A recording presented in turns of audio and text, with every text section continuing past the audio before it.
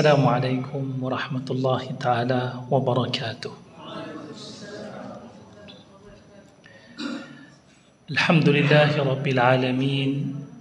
Wassalatu wassalamu ala sayyidil mursalin sayyidina wa nabiyina wa habibina Muhammad wa ala alihi wa sahbihi ajma'in. Subhanaka la ilma lana illa ma 'allamtana innaka antal alimul hakim wa la hawla wa la quwwata illa billahil aliyil azim. Yang saya kasihi Imam Pengerusi Bilal dan Kuasa Surah Al-Amin, terusnya tuan-tuan, puan-puan, para jemaah yang dirahmati Allah sekalian, alhamdulillah Allah berikan kesempatan untuk jumpa juga bulan ni.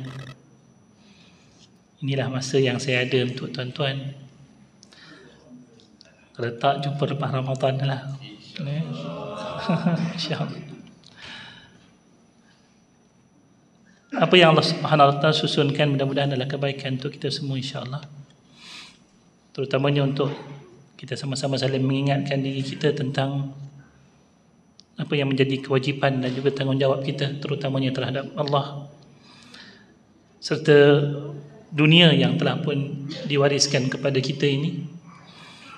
Mudah-mudahan dengan peringatan-peringatan tersebut ianya akan memberikan manfaat untuk terus kita hidupkan iman kita pada zaman yang disebutkan sebagai akhir zaman, insyaAllah. Kita dengan rujukan kita bagi kitab yang telah pun kita bawakan perbincangannya di sini, iaitulah kitab yang dikarang oleh Al-Fadhil Ustaz Abdul Muiz, Survival Iman di Akhir Zaman ini, di mana kali yang terakhir kita telah pun menyudahkan bicara sampai kepada muka surat yang ke-12. Muka surat yang ke-12 kita dah selesaikan. Ada sedikit mungkin di hujung tersebut peringatan yang diberikan bahawasanya kita hidup dalam satu zaman yang kita akan diberikan pilihan antara keadaan yang lemah ataupun kita hidup dalam kejahatan. Maka dipesan kepada kita, kalaupun kita hidup dalam zaman tersebut, hendaklah kita pilih berada pada posisi yang lemah berbanding jadi orang yang jahat walaupun dilihat kuat, macam yang kita lihat daripada apa yang dibuat oleh orang-orang Yahudi, disokong pula oleh kuasa-kuasa besar. Kalau kita berpihak kepada mereka, mungkin kita dapat manfaat daripada manfaat dunia lah. Tapi kita telah pun melanggar pesan daripada Nabi SAW. Biarlah kita dilihat berpihak kepada kumpulan lemah, tetapi kumpulan lemah itulah berpaksikan kebenaran. Itu yang lebih besar tanggungjawab kita padanya berbanding kalau kita berpihak kepada yang jahat walaupun mereka dilihat kuat, dan pastilah mereka lah penentang kepada kebenaran-kebenaran tersebut. Wala'iyatubillah. Itu pesan yang terakhir yang telah pun kita lihat daripada perkongsian kita yang lalu. Maka malam ni kita nak pergi secara langsung kepada surah Al-Kahfi yang telah pun kita angkat menjadi tema bagi bicara untuk menyelamatkan iman kita daripada seawal kita buka kitab ini, daripada sudut pengenalan tentang surah Al-Kahfi. Bermulanya bismillahirrahmanirrahim, alhamdulillah wassalatu wassalamu ala rasulillah wa ala alihi wa sahbihi wa mawalah, amma ba'd. Kita nak kenal tentang surah Al-Kahfi. Permulaannya daripada signifikannya kedudukan surah Al-Kahfi ini di tengah-tengah Al-Quran. Juzuk yang keberapa? Juzuk ke-15. Apa yang mendahului daripada surah sebelum daripada dia dan apa yang datang selepas surah Al-Kahfi pun, di sisi para ulama ada dia punya hikmah yang boleh kita lihat sama-sama. Cuba kita lihat muka surat yang ke-13 yang ada kitab lah. Signifikan kedudukan surah Al-Kahfi yang diletakkan oleh Allah Subhanahu Wa Taala di antara suratul Isra dan surah Maryam. Dalam satu daripada pandangan para ulama memang ada khilaf. Susunan surah ni sama ada ianya tauqifi. Tauqifi ni maksudnya decide by Allah ataupun ianya adalah merupakan susunan ijtihad para ulama. Dalam pendapat yang paling kuat, wallahu alam, ia adalah merupakan susunan yang telah pun dibuat susun oleh Allah, kerana begitulah caranya Nabi baca Al-Quran, daripada Fatihah diikuti dengan Baqarah, diikuti dengan Ali Imran, diikuti dengan An-Nisa, Al-Maidah, sampailah kepada surah An-Nas. turutan tersebut sentiasa Nabi jaga dalam turutan-turutan susunan Al-Quran, dan ketika mana disusun kembali penulisannya oleh sahabat Nabi SAW yang terkenal sebagai penulis wahyu bagi Nabi, iaitulah Zaid ibn Thabit, apa yang dibacakan dalam turutan tersebut mengikut susunan tersebut diperakui oleh Nabi. Maka kata para ulama, susunan surah Al-Quran ini adalah sesuatu yang telah pun Allah tentukan bagi kita susunan tersebut, dan bila mana Allah tentukan susunannya begitu, pasti ada hikmah. Kenapa begini kan? Seperti mana kita lihat dalam turutan surah-surah, turutan ayat-ayat, turutan kalimah-kalimah yang dipilih oleh Allah, setiap satu tu dia punya hikmah di sebalik daripada penyusunan tersebut. Macam kalau kita belajar dalam tafsir suratul Fatihah contohnya kan, kalau kita lihat ayat yang kelima daripada suratul Fatihah, iyyaka na'bud wa iyyaka nasta'in, hanya senya kepada engkau kami sembah. Dalam ayat standard biasanya kita akan mendahulukan kata perbuatan, barulah apa yang diperlakukan baginya.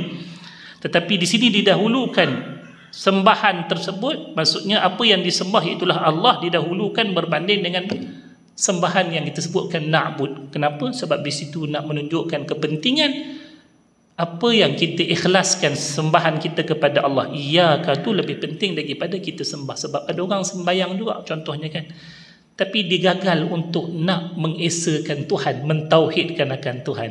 Sembayang juga, tapi pak telik nombor ekor main juga, tak jadi. Dia tak dapat iyyaka na'bud tu. Dia dapat na'bud tapi tak dapat iyyaka, sedangkan penegasan iya tu letakkan di depan. Maka dalam turutan surah-surah Al-Quran juga, kalau kita lihat, dipanggil ilmunya sebagai ilmu munasabat. Ilmu munasabat adalah satu ilmu daripada cabang Al-Quran.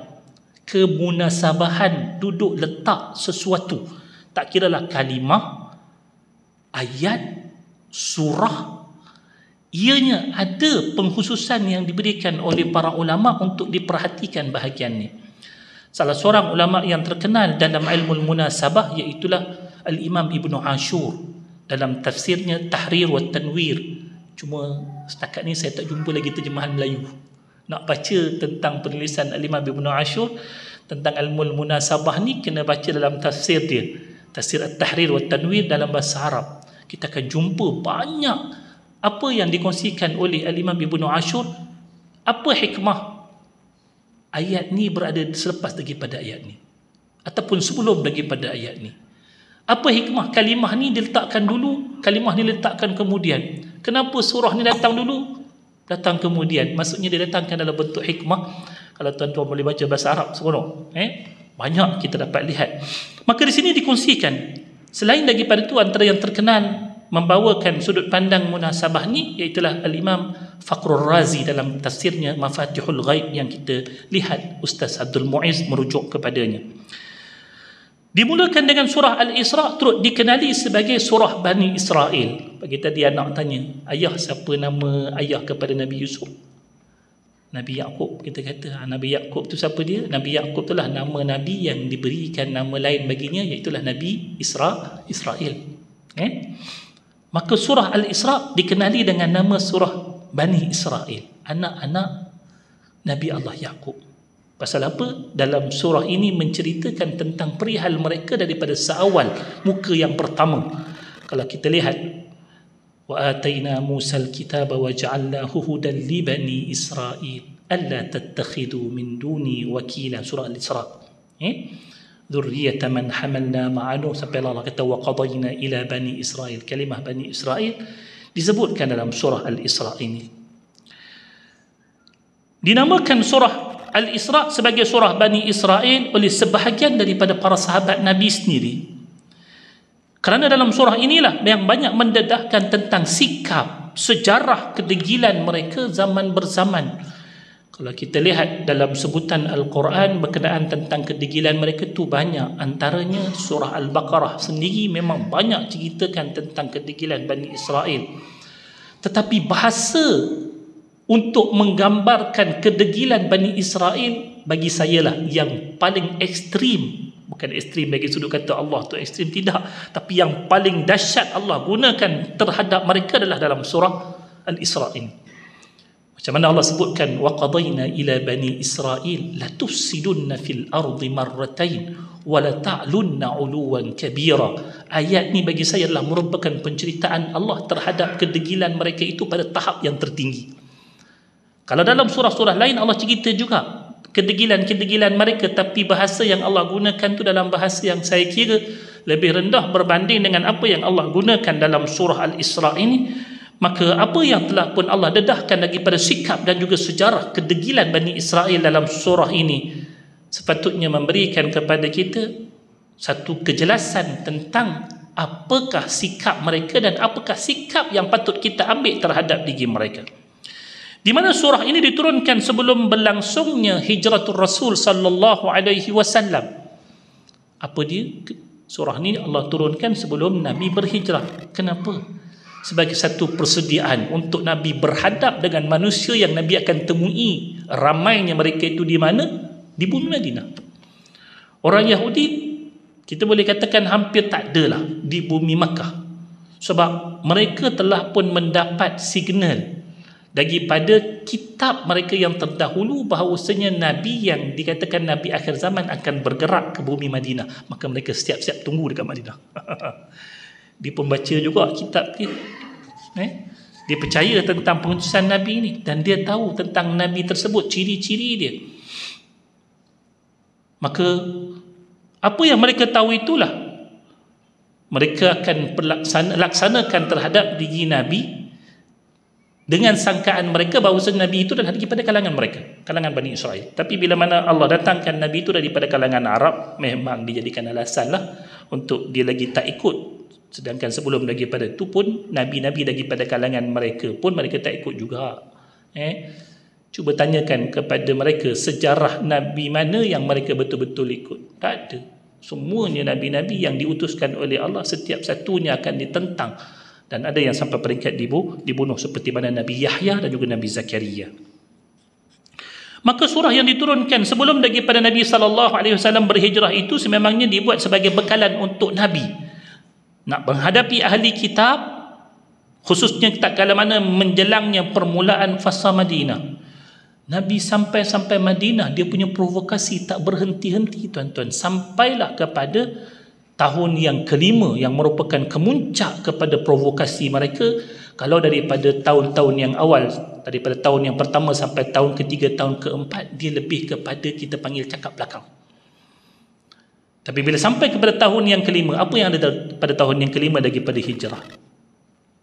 Iaitulah peperangan Khandaq. Peperangan Khandaq inilah satu penzahiran secara terbuka penentangan orang Yahudi terhadap diri Nabi berbanding sebelum daripada itu. Sebelum daripada itu, mereka yang banyak memprovokasi orang-orang musyrikin untuk melakukan permusuhan terhadap diri Nabi. Contohnya peperangan Badar, peperangan Uhud, ini semua adalah daripada provokasi-provokasi orang Yahudi ke atas orang musyrikin untuk menyerang Nabi.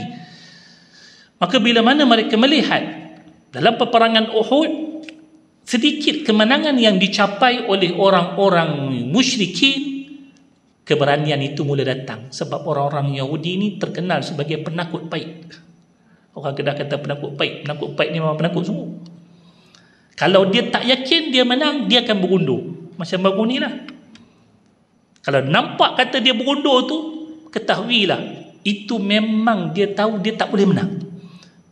Dia tak ada kita kata macam prinsip kita, lagi hidup lagi ngelaban. Ada orang Sarawak sini, lagi kita hidup lagi kita melawan. Itu orang kita, orang Islam tak apa, biar berputih tulang, jangan berputih mata. Itu kita. Orang Palestin tak kira dah. Siang tadi bila mana Donald Trump, semalam lah kiranya Donald Trump mengumumkan kalau tak settlekan isu tentang tahanan hari Sabtu ni, 12 hari bulan ni, dia akan the hell will be started.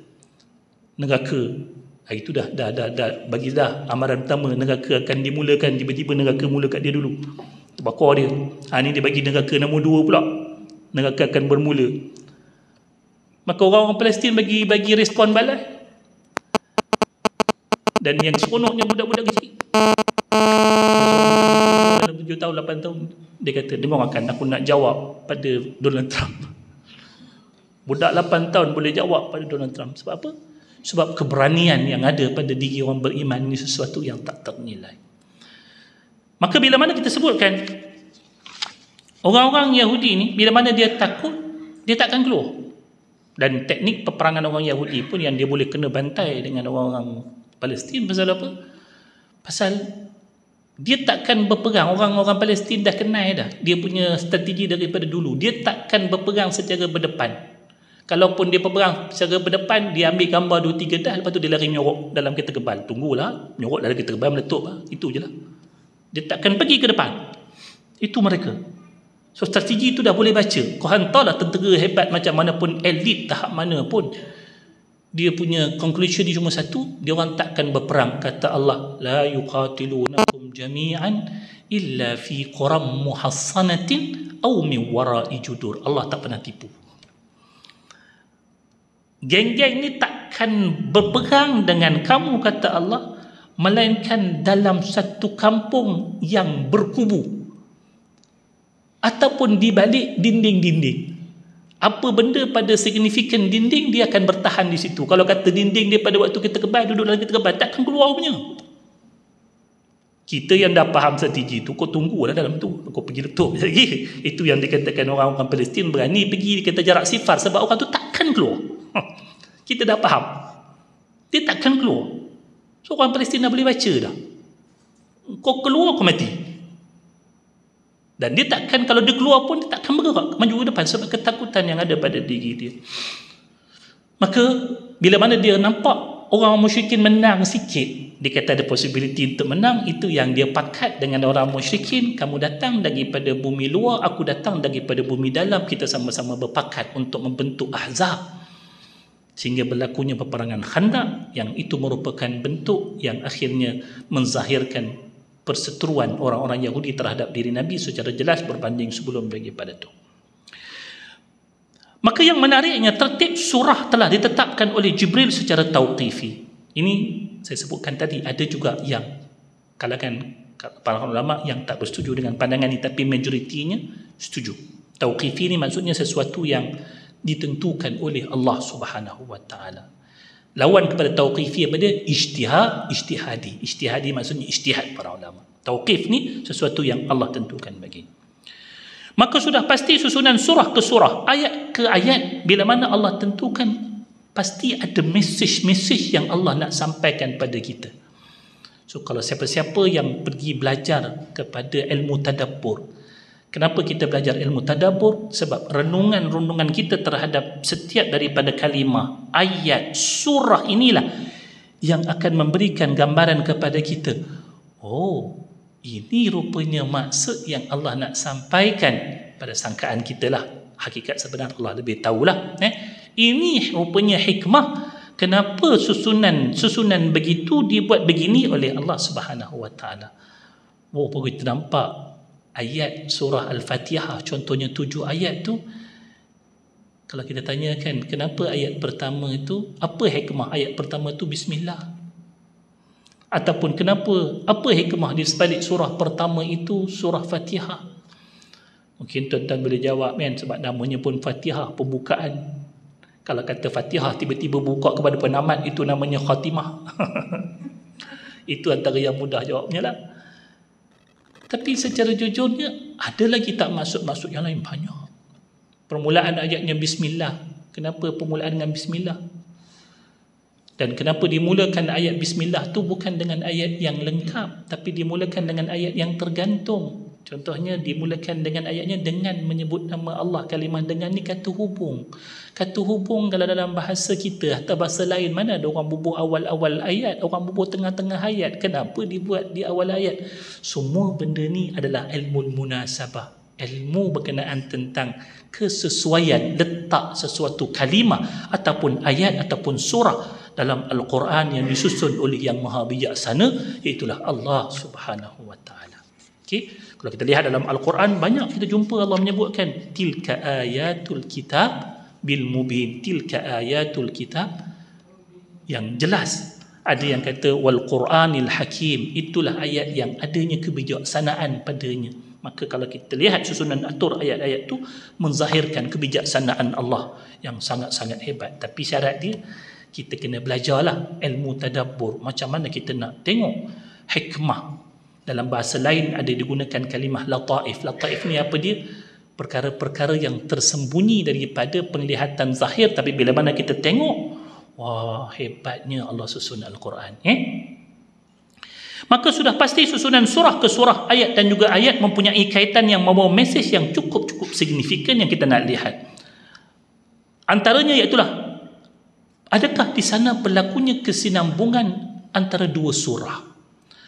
Al-Quran ini salah satu daripada penamaan yang Allah berikan kepadanya adalah, khususnya kalau kita lihat ayat ataupun suratul Fatihah. Allah menyatakan surah Fatihah ni adalah sab'ul mathani. Apa dia sab'ul mathani? 7 ayat yang berulang-ulang. Kenapa dikatakan 7 ayat yang berulang-ulang?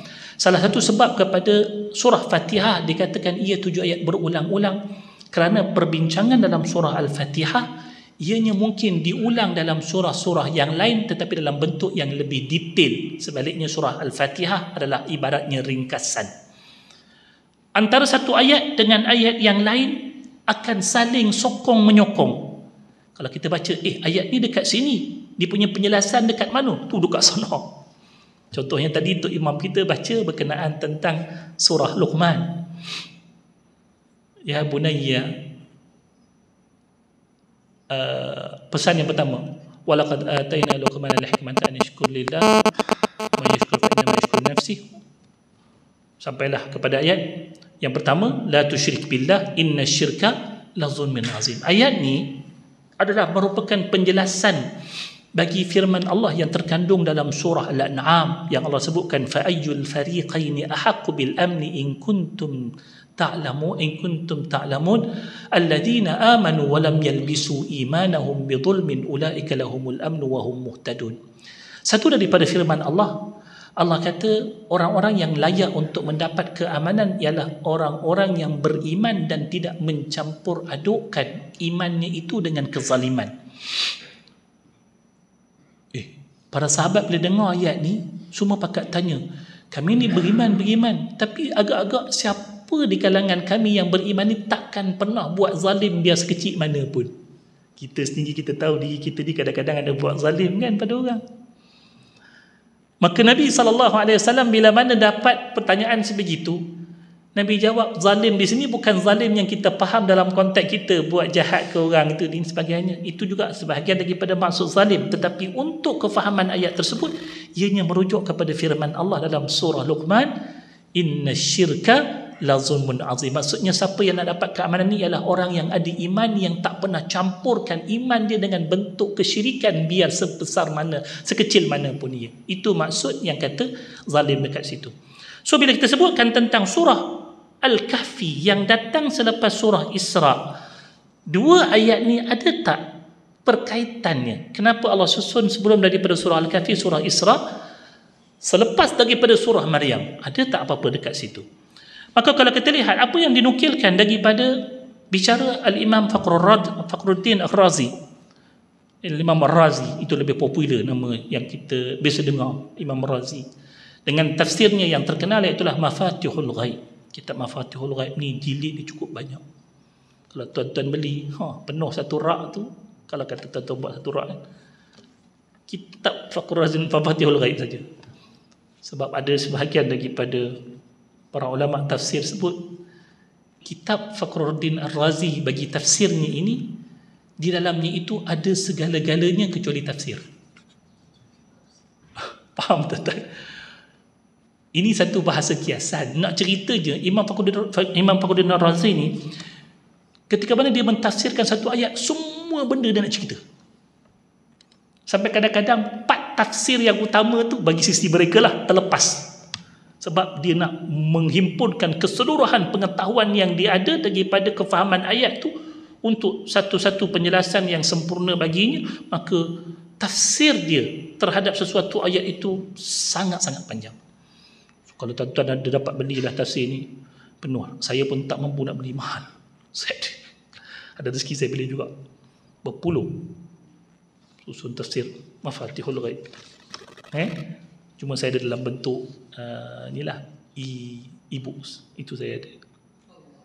Maka kata Syekh Imam Fakhruddin Ar-Razi tak kala menggambarkan tentang surah Al-Kahfi ni, dia kata bahawasanya surah Kahfi ni adalah merupakan satu kesinambungan yang telah pun bermula daripada surah Al-Isra. Siapa nak baca surah Al-Kahfi, sebaiknya dia kena mulakan pembacaan daripada surah Al-Isra, barulah dia akan nampak macam mana sorotan yang Allah buat terhadap surah Al-Kahfi ini, ianya bermula daripada suratul Isra, dan di situ dia akan dapat pelajaran yang besar. Surah Al-Kahfi adalah persediaan untuk akhirat, betul? Kan? Fitnah-fitnah yang bakal kita hadap.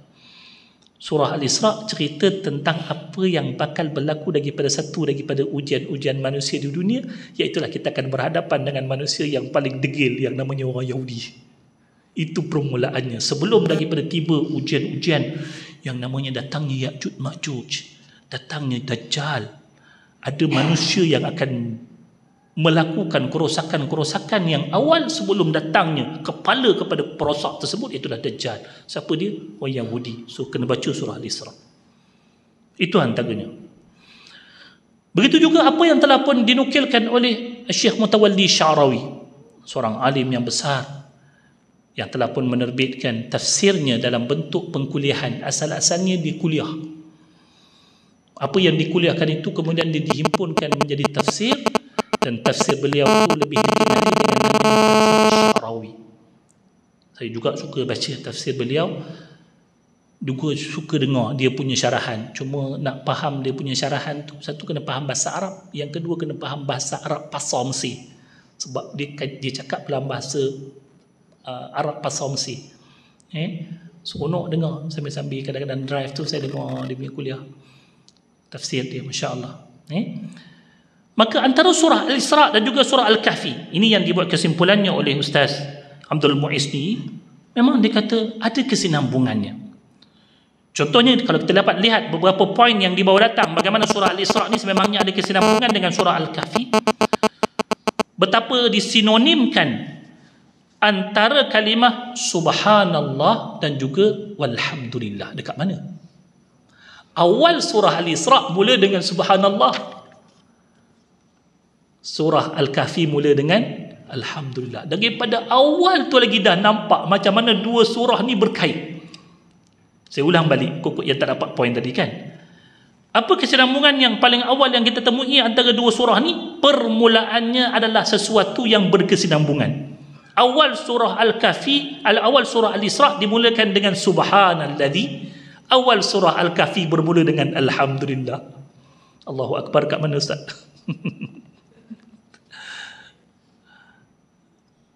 Allahu Akbar tu tempat-tempat yang lain ataupun dalam bentuk praktikal kita.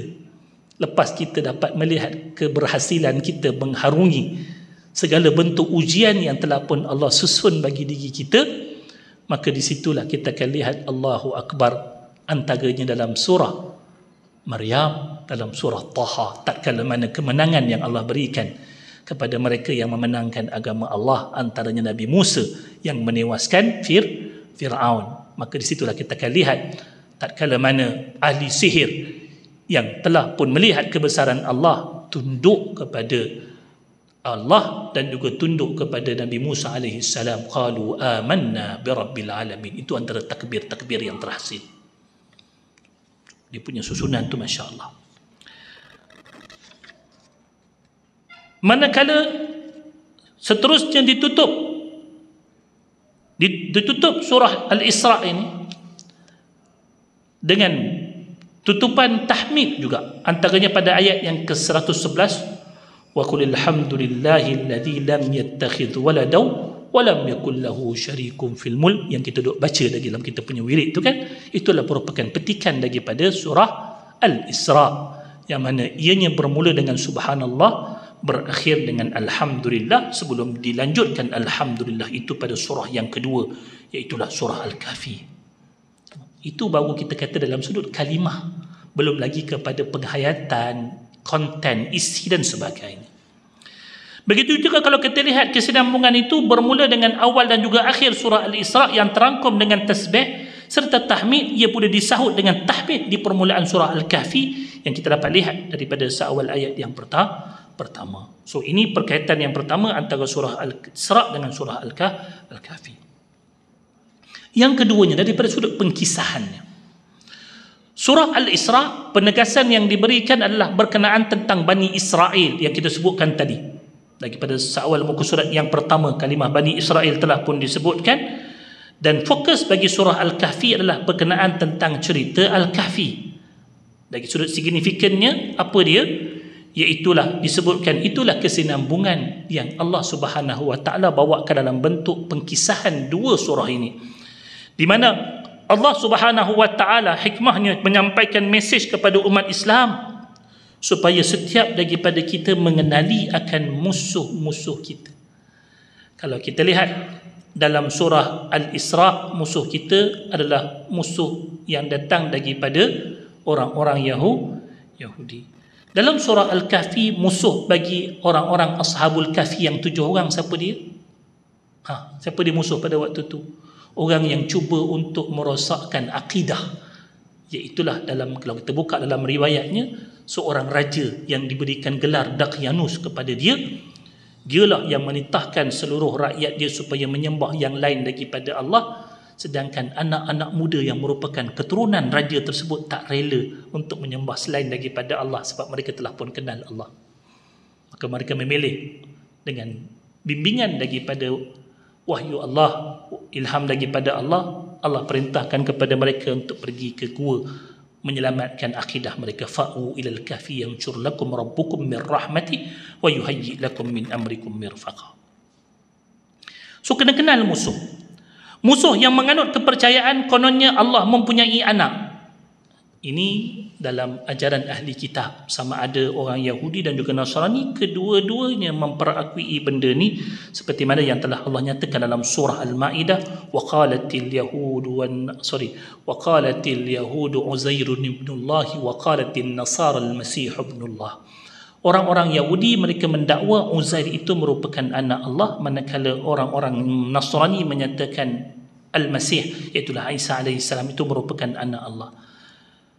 Manakala dalam surah Al-Isra mereka mengambil yang lain daripada Allah, daripada berhala-berhala, untuk dijadikan Tuhan yang lain daripada Allah. So itu bentuk kesyirikan-kesyirikan yang berlaku di antara penceritaan dua surah ini. Dalam surah Al-Isra diperuntukkan sesuatu yang khusus membicarakan soal Bani Israel. Bukan sekadar itu, Allah menyambung ingatan tersebut dalam surah Al-Kahfi dengan ayatnya, ayat keempat, wa yundhiral ladina qalu ittakhadallahu walada. Ayat surah Al-Kahfi ini adalah cerita, kalau ikutkan cerita daripada surah Al-Isra, sebab kisah cabaran orang-orang Ashabul Kahfi adalah berhala yang diangkat selain daripada Allah, sedangkan yang mengambil anak bagi Tuhan adalah orang-orang ahli kitab Yahudi dan juga Nasrani. Okay? Tetapi Allah tetap bagi ingatan tersebut dalam surah Al-Kahfi, walaupun ceritanya bermula daripada surah Al-Isra. Maksudnya surah ni memang berkesinambungan antara satu sama lain. Al-Imam Al-Qurtubi, siapakah Ashabul Kahfi ni pula? Al-Imam Al-Qurtubi menegaskan mereka adalah siapakah yang dimaksudkan dengan orang-orang yang mengambil bagi Tuhan itu anak? Belum bagi kepada bicara siapakah di Ashabul Kahfi. Di sini dipersoalkan kepada kita, siapakah golongan yang dimaksudkan dalam ayat yang keempat ni? Sebab kita nak katakan tadi bahawasanya surah Al-Kahfi adalah surah yang berkesinambungan daripada surah Al-Isra. Sepatutnya cerita Al-Kahfi itu cerita tentang sembahan yang lain daripada Allah, yang bukan dalam konteks anak. Sebab dalam konteks anak ianya diceritakan dalam surah Al-Isra. Dalam konteks Al-Kahfi dia patut ceritakan tentang berhala, ceritakan tentang apa yang disembah lain daripada konsep anak bagi Tuhan.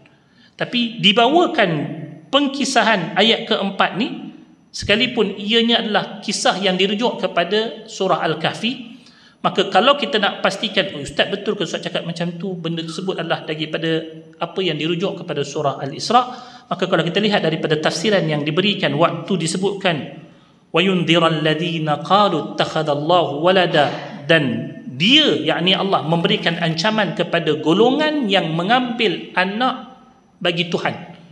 So siapa golongan tersebut? Adakah memang betul rujuk kepada ahli kitab ataupun ustaz yang bagi tafsiran sendiri? Maka dibawakan petikan tersebut daripada pandangan Al-Imam Al-Qurtubi rahmatullahi ta'ala alaih dalam tafsirnya Jami'ul Ahkamil Quran. Kata Imam Al-Qurtubi bahawasanya yang dimaksudkan pada yang keempat ini adalah merujuk kepada golongan Yahudi dan juga Nasrani, Kristian, serta juga golongan musyrikin. Golongan musyrikin pun ada part di kalangan mereka yang mengambil anak selain daripada mengambil anak bagi Tuhan. Bagi orang musyrikin, siapakah anak bagi Tuhan? Siapa tahu? Kita mungkin jarang-jarang bincang tentang benda ni. Tapi orang musyrikin juga ada satu kepercayaan bagi mereka, bagi Tuhan tu ada anak. Dan anak bagi Tuhan di sisi orang musyrikin lain daripada anak orang Yahudi dan juga orang Nasrani. Bezanya apa dia? Orang Yahudi dan Nasrani menjadikan anak lelaki bagi Tuhan, tapi orang musyrikin menjadikan bagi Tuhan itu anak perempuan. Apa dia?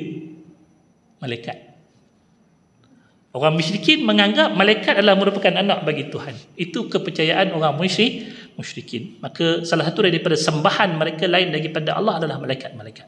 Orang musyrikin lah. Orang Yahudi dan Nasrani, mereka tak sembah malaikat.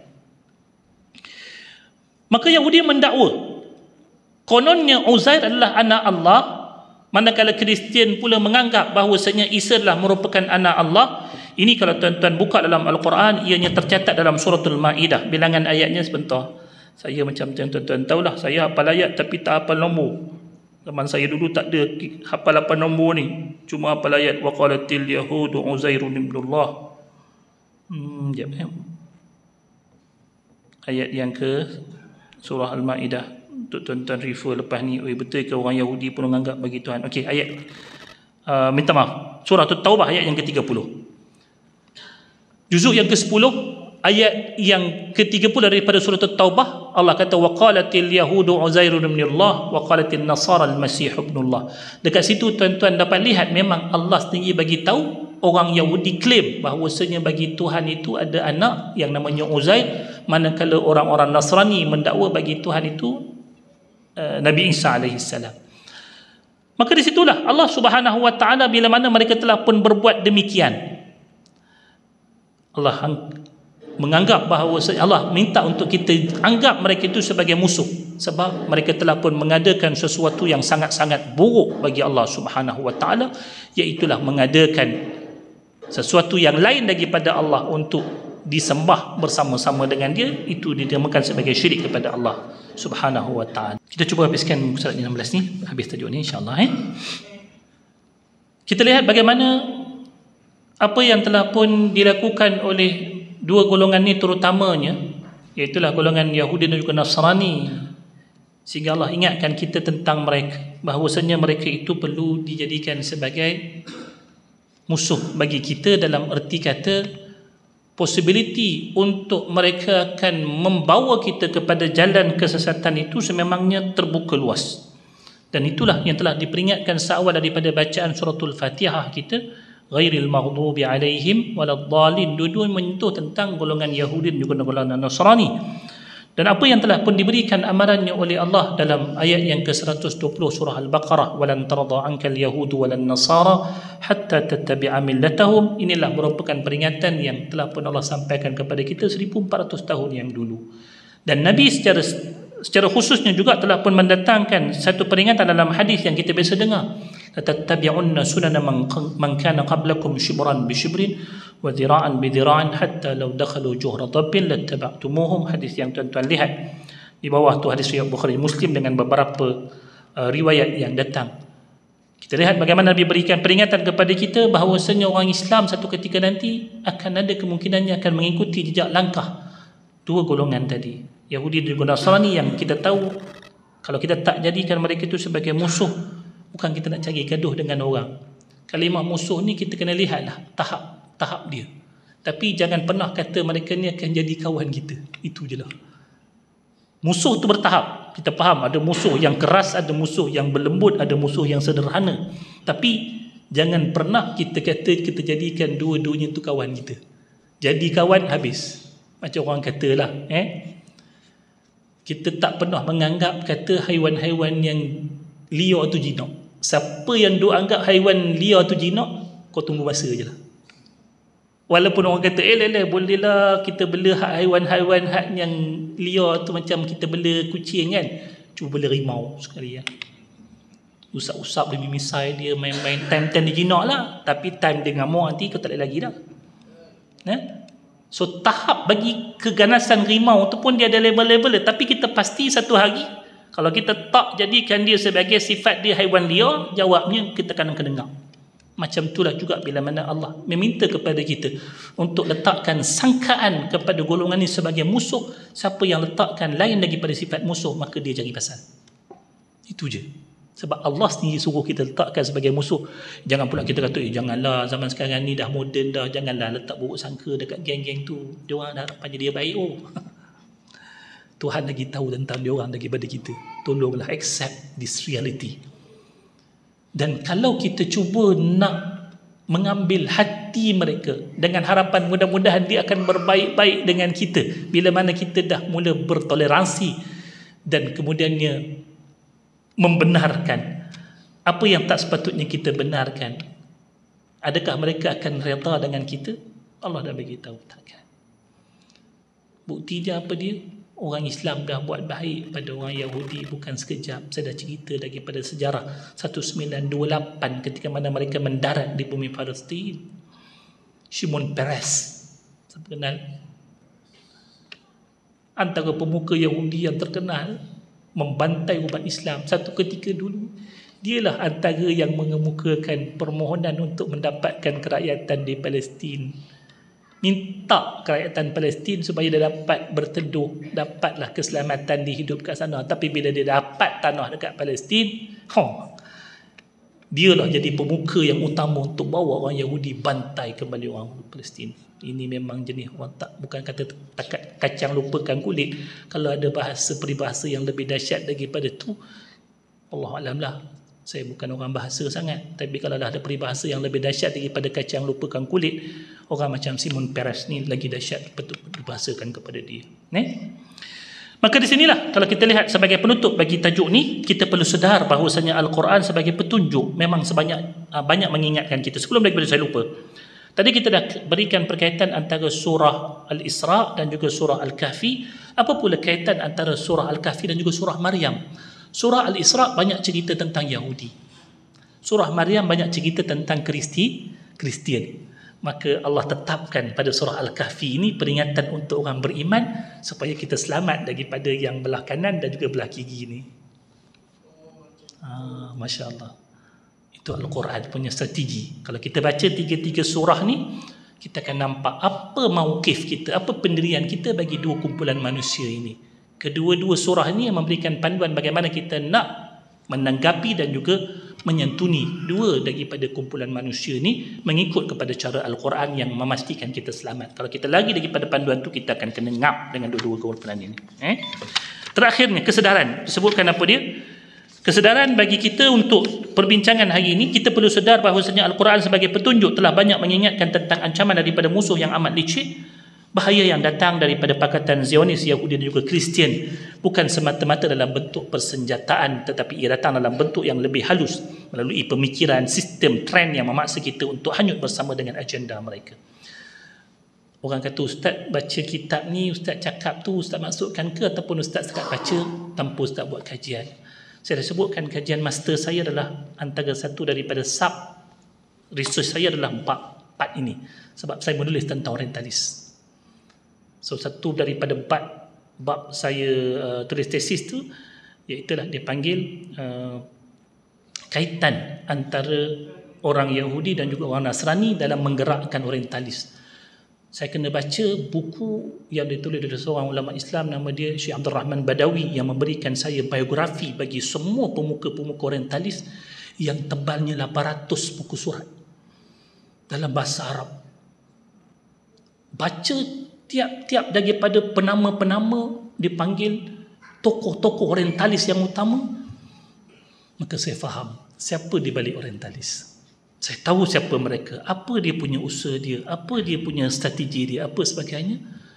Tuan-tuan boleh buka dipanggil satu buku nama dia, tapi in Arabic lah, Mawsu'atul Mustasyriqin. Mawsu'ah ni maksudnya ensiklopedia yang disediakan oleh seorang ulama besar nama dia Syekh Abdul Rahman Badawi.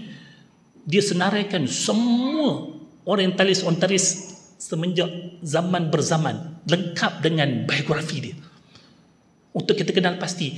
Orang kata sebenarnya orientalis ni tak ada kaitan dengan missionaries, orang orientalis ni tak ada kaitan dengan Zionis, itu cuma sekadar usaha mereka untuk nak timba ilmu berkenaan tentang timur, tiba-tiba dia jadi orientalis. Tapi tuan-tuan, bila kita baca dia punya biografi, siapa dia? Oh, ini adalah merupakan orang kuat yang terlibat dalam perjanjian Zionism tahun 1987. Orang ni terlibat dengan tu, orang ni terlibat dengan missionaries, Raja Ferdinand ni kedua sebagainya. Dia juga adalah merupakan pemuka-pemuka bagi orientalis. So kita nak kata orientalis ni tak ada kaitan dengan Yahudi dan Nasrani, saya kata minta maaf. So bentuk tersebut telah pun diberikan kepada kita penjelasan tentang bagaimana usaha mereka itu memang sangat-sangat luas. Dan kalau tuan-tuan baca tentang sejarah orientalis, apa yang mereka usahakan untuk nak bawa kepada era penjajahan, usaha tersebut telah bermula pada sekitar kurun yang ke-14, sedangkan penjajahan itu bermula sekitar dalam kurun yang ke-19. So at least dia dapat preparation sekitar dalam 500-600 tahun untuk nak jajah kita. Dahsyat. Kenapa bermula kurun yang ke-14? Sebab dia baru enlighten, baru nak dicerahkan selepas daripada dunia Islam dah maju 700 tahun lepas daripada Quran datang. 700 tahun Islam dah maju, dia baru nak terima tempias. Bila dia terima tempias, dia nampak kata Islam tu adalah sesuatu yang memberikan pencerahan kepada dia. Dia ambil Islam, bawa dalam konteks dia, tapi dia gunakan Islam untuk nak musnahkan Islam. Maka bermulalah 700 yang kedua, yang kita telah lihat fasa yang lalu. Sekarang ni yang dikatakan kebangkitan Islam untuk 700 fasa yang ketiga. Itu sejarah dia. So ini yang telah pun kita diingatkan dengannya. Melalui pemikiran, sistem dan trend yang memaksa kita untuk hanyut bersama dengan agenda mereka, maka tidak betul jika ada yang mendakwa tidak perlu sibuk untuk memperingatkan tentang bahaya-bahaya musuh Islam. Sedangkan Al-Quran acap kali mengingatkan tentang makar ni apa, tipu daya mereka. Oleh kerana itulah ayat pertama surah Al-Kahfi tegaskan kepada kita, hebat macam mana pun bacaan politik kita, hebat macam mana pun bacaan kita kata geopolitik ataupun strategi, tapi kalau kita tak gunakan panduan Al-Quran untuk nak memandu kita memahami senario pada hari ini dan mencari solusi baginya, kita tak akan mampu untuk nak memberikan penyelesaian yang holistik terhadap apa yang berlaku dan bagaimana sikap yang perlu kita bentuk terhadap golongan-golongan ini. Kalau tidak, kita akan lebur. Maksudnya orang kata macam inilah cara dia, tapi benda tu bertentang dengan kaedah Al-Quran. Contohnya, kita tahu apa yang bertentang dengan kaedah Al-Quran, yang bertentang dengan kaedah hadis, dia takkan bawa kita kepada kejayaan. Tapi apa yang berpandukan, bersumberkan daripada panduan Al-Quran, kita ikut, kita yakin. Macam yang kita kata tiap hari kan, kalau kata tengok keadaan Palestin tu macam tak pernah nak menang. Betul tak? Tapi bila mana orang-orang Palestin sendiri mereka ikutkan kaedah Al-Quran, jangan bagi muka. Jangan bagi muka. Lawan. Akhirnya Allah berikan mereka kemuliaan walaupun adalah korban yang terpaksa mereka korbankan. Tapi ala kulli hal, alhamdulillah kemuliaan itu kekal berbanding dengan yang mengikut saja akhirnya jadi hina. Wala'iyatubillah. Last. Satu-satunya panduan yang istiqamah, tidak ada bengkok-bengkok lagi, itulah Al-Quran, jalan yang pasti selamat. So inilah permulaan bagi kita nak masuk nanti dalam surah Al-Kahfi. Kenapa kita perlu baca? Lepas daripada ini kita lihat tajuk keutamaan surah Al-Kahfi sebelum kita masuk kepada apa sebenarnya yang surah Al-Kahfi nak tinggalkan kepada kita daripada ringkasan yang sediakan menerusi buku ni. Wallahu a'lam. So satu, ya silakan tuan.